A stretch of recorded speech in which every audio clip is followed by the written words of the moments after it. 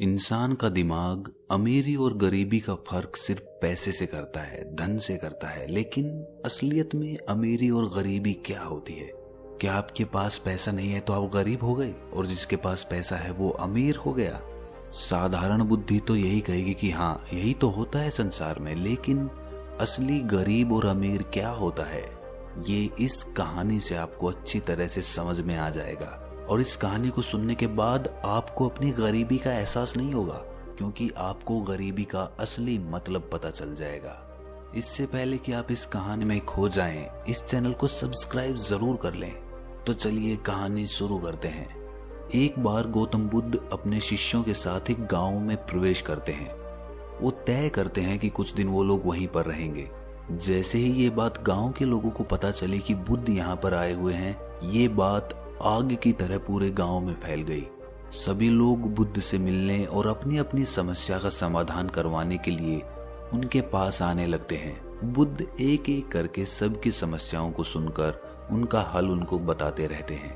तभी उन लोगों में से गांव का ही एक आदमी बुद्ध से कहता है कि हे बुद्ध, हम सभी गांव में कड़ी मेहनत करके अपना जीवन यापन करते हैं और हम सब ईश्वर का धन्यवाद भी करते हैं। उसने हमें जो कुछ भी दिया है वो जीवन जीने के लिए भरपूर है और हम खुशी से अपना जीवन जी रहे हैं। लेकिन हमारे ही गांव में एक ऐसा भी आदमी है जो अपनी गरीबी के लिए भगवान को हमेशा कोसता रहता है। वो भगवान को दोषी कहता है, जबकि वो स्वयं से ना तो कोई मेहनत करता है और ना ही कोई काम करता है। वो हमेशा भगवान को अपनी इस हालत के लिए गाली देता रहता है। और ये सुनकर हमें बुरा लगता है, क्योंकि हम जिसे अपना इष्ट समझते हैं, जिसे अपना भगवान समझते हैं, वो हम सभी के सामने उन्हें गाली देता है। हम सभी उसे बहुत समझाते हैं, लेकिन वो हमारी एक भी नहीं सुनता, उल्टा हमें भी गाली देने लगता है। आप ही बताएं हम क्या करें? ये सुनकर बुद्ध मुस्कुराते हुए कहते हैं कि आप लोग कृपया करके उसे मेरे पास ले आओ। तभी गांव का एक आदमी कहता है कि तथागत, वो आदमी बहुत बड़बोला है, वो आपको भी गाली दे सकता है और हम उसे आपका अपमान करते हुए नहीं देख सकते, इसीलिए उसे यहाँ पर बुलाना उचित नहीं है। ये सुनकर बुद्ध फिर से मुस्कुराने लगते हैं और कहते हैं कि चिंता मत करो, तुम उसे यहाँ ले आओ, उससे कहो कि बुद्ध तुम्हारी समस्याओं का समाधान कर सकते हैं। तुम एक बार उनसे मिलने चलो।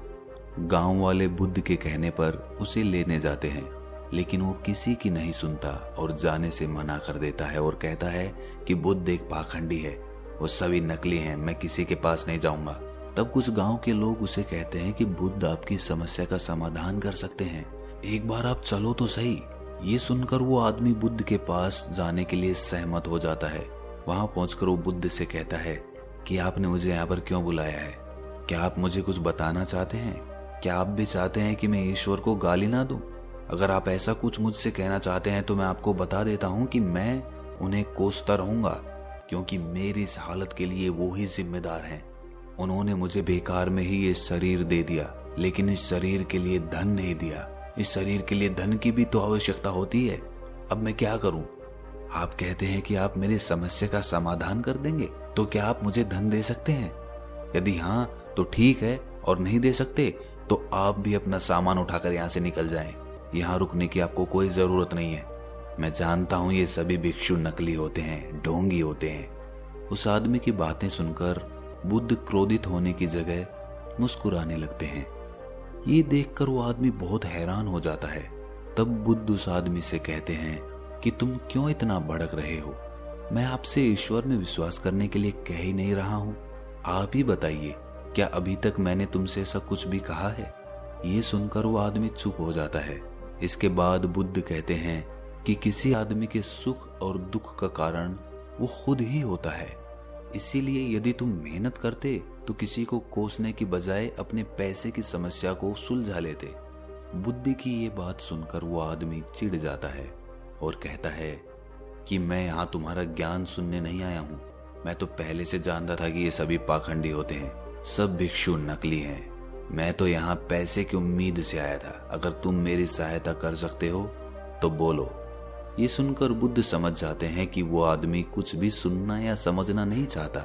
वो कहते हैं कि मेरे पास पैसे तो नहीं हैं और ना ही मुझे किसी के पैसे की जरूरत है, परंतु मैं एक ऐसे आदमी को जानता हूँ जिसके पास बहुत पैसा है, वो एक दूसरे राज्य का राजा है। वो तुम्हें पैसे जरूर देगा, लेकिन उसके बदले तुम्हें भी उसे कुछ ना कुछ देना पड़ेगा। क्या तुम तैयार हो? ये सुनकर वो गरीब आदमी कहता है कि ये कैसी बात कर रहे हो, भला मैं उसे क्या दे सकता हूँ, मेरे पास तो कुछ भी नहीं है। बुद्ध कहते हैं कि तुम दे सकते हो। बुद्ध कहते हैं उस राजा का एक बेटा है जो जन्म से अंधा है। राजा के चिकित्सा सलाहकार ने कहा है कि अगर वे एक जीवित आदमी की आंखें प्राप्त कर लें तो वे इलाज कर सकते हैं। राजा के बेटे को आंख की जरूरत है। यदि तुम अपनी आंखें उसके बेटे को दे दो तो वो बदले में तुम्हें बहुत सारे सोने के सिक्के देंगे। वो इतने होंगे कि तुम आराम से अपना जीवन जी सकोगे। ये सुनकर वो गरीब आदमी क्रोध से भर उठता है। वो बुद्ध से कहता है कि तुम क्या कह रहे हो? तुम पागल तो नहीं हो गए हो? मैं भला क्यों अपनी आंखें किसी को दूं? मैं मानता हूं कि मुझे पैसे की जरूरत है, लेकिन इसका मतलब ये नहीं है कि मैं पैसे के लिए अपनी आंखें बेच दूंगा। अगर मेरे पास आंखें ही नहीं होंगी तो मैं पैसे का क्या करूंगा? बुद्ध कहते हैं कि ठीक है, दोनों ना सही, कम से कम अपनी एक आंख ही राजा के बेटे को दे दो। वो एक आंख के बदले भी तुम्हें उतना ही सोना देगा। ये सुनकर वो आदमी और ज्यादा क्रोध से भर उठता है। वो कहता है कि मैं तो पहले से ही जानता था कि तुम सब ढोंगी होते हो, तभी तुम ऐसी सलाह दे रहे हो। तुम पागल हो गए हो। मैं इन सोने के सिक्कों के बदले कभी अपनी आंख किसी को नहीं दूंगा। ये सुनकर बुद्ध कहते हैं तुम्हें यदि धन चाहिए तो उसके बदले राजा को कुछ देना होगा, अन्यथा राजा तुम्हें कुछ नहीं देगा। वो आदमी कहता है कि मुझे कोई पैसा नहीं चाहिए। उस राजा से मेरी आंखें बहुत अनमोल हैं, मैं उसे किसी भी कीमत पर किसी को नहीं दूंगा। ये सुनकर बुद्ध मुस्कुराने लगते हैं। वो आदमी कहता है कि आप मुस्कुरा क्यों रहे हैं? तब बुद्ध कहते हैं कि अभी कुछ क्षण पहले ही तुम अपने शरीर को व्यर्थ कह रहे थे। तुम कह रहे थे कि ये शरीर किसी काम का नहीं है, लेकिन अब तुम स्वयं कह रहे हो कि तुम्हारी आंखें कितनी कीमती हैं, जबकि ये आंखें तो शरीर का एक छोटा सा हिस्सा है। अगर तुम्हारी आंखें इतनी अनमोल हैं तो ये शरीर कैसे बेकार हो सकता है? अभी कुछ देर पहले तुमने कुछ कहा था, अभी कुछ कह रहे हो। जब तुम्हें ये शरीर पसंद ही नहीं है तो इसके हिस्से कैसे पसंद कर सकते हो? वो भी तो बेकार हुआ ना।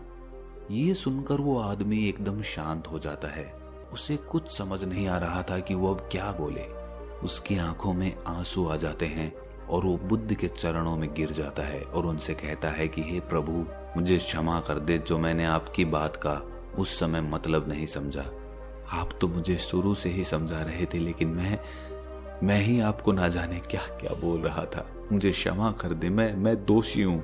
बुद्ध उस आदमी को उठाकर कहते हैं कि हम सब ये नहीं सोचते कि प्रकृति ने हमें ये अनमोल शरीर दिया है, हमें उसका सम्मान करना चाहिए, परंतु अधिकांश लोग इसे अनदेखा करते हैं और खुद को कोसते रहते हैं। कुछ क्षण पहले आप सोच रहे थे कि आपका शरीर बेकार है, लेकिन यही शरीर अब आपको अमूल्य लग रहा है। यहाँ पर मनुष्य को जो कुछ भी मिलता है वो उसकी कदर नहीं करता, ना ही उसका मूल्य समझता, जो कि वास्तव में बहुत गलत है। दोस्तों, जब हम अपने आसपास के लोगों को देखते हैं और ये महसूस करते हैं कि उनके पास हमसे ज्यादा धन है, हमसे ज्यादा पैसा है, तो हम अपने आप को गरीब समझने लगते हैं। लेकिन हम ये भूल जाते हैं कि असली धन तो हमारा शरीर होता है। अगर हमारा शरीर और मस्तिष्क स्वस्थ है तो हम धन तो कमा सकते हैं, लेकिन जिसका शरीर ही स्वस्थ नहीं है वो उस धन का क्या करेगा? ज्यादातर हमने देखा होगा कि जिन्हें हम अमीर कहते हैं, मतलब जिनके पास धन होता है, वो बहुत सारी बीमारियों से ग्रसित रहते हैं, और वहीं एक गरीब आदमी, एक सूखी रोटी खाने वाला आदमी एकदम स्वस्थ रहता है, क्योंकि वो मेहनत करता है। मेहनत करने से उसका शरीर हमेशा स्वस्थ बना रहता है। तो ऐसा धन अगर आपको मिल भी जाए तो आप क्या करेंगे जिससे आपका शरीर ही स्वस्थ ना रह सके? सबसे बड़ा धन हमारा शरीर होता है। इसीलिए मैं चाहता हूं कि सब चीजों से पहले अपने शरीर को महत्व दीजिए, उसे स्वस्थ रखिए। अक्सर हम सांसारिक चीजों में इतने व्यस्त हो जाते हैं कि हम अपने शरीर के लिए 1 घंटा भी नहीं निकाल पाते। अगर हम रोज 24 घंटों में से 1 घंटा अपने शरीर के व्यायाम के लिए निकाल लें तो हमारा शरीर हमेशा स्वस्थ बना रहेगा और हमें कभी भी गरीबी का एहसास नहीं होगा। अगर ये कहानी आपको थोड़ी सी भी ज्ञानवर्धक लगी तो इस चैनल को सब्सक्राइब जरूर कर लें तो मिलते हैं अगली कहानी में, तब तक के लिए अपना ख्याल रखें।